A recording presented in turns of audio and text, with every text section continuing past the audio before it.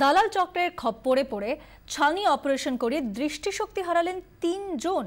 পুরুলিয়ার ঝলদার বেসরকারি নার্সিংহোমে ছানি অপারেশন করেন এই ৩ জন। অভিযোগের পর থেকে তারা চোখে দেখতে পাচ্ছেন না। অন্নপূর্ণা নার্সিংহোমের কর্মীরা তাদের সেখানে নিয়ে যান বলে দাবি ওই ৩ জনের। এরা সকলেই কেন্দ্রীয় সরকারের স্বাস্থ্য বীমা প্রকল্পের অন্তর্ভুক্ত।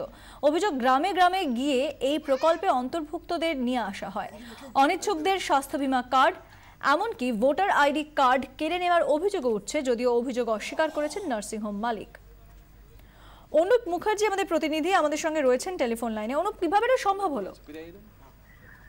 এটাই অদ্ভুত ব্যাপার যে একেবারে দিনে দুপুরে গ্রামের পর গ্রাম তারা বিভিন্ন জায়গায় টাউট লাগাচ্ছে এবং এনজিওর আড়ালে বিভিন্ন এনজিও সংস্থা তাদের আড়ালে তারা এই ধরনের পেশেন্ট ধরে নিয়ে যাচ্ছে এবং তাদের কার্ডগুলো হাতিয়ে নিচ্ছে।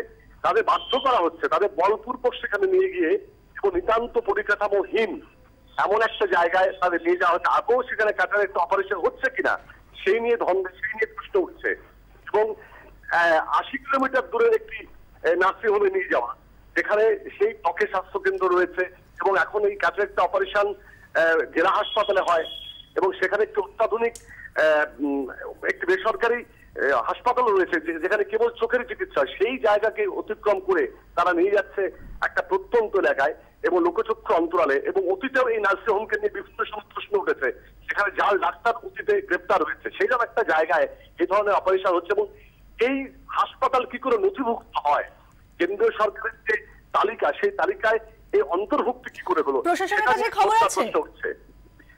হ্যাঁ পূজা, আরেকবার যদি বলো। প্রশাসনের কাছে খবর আছে?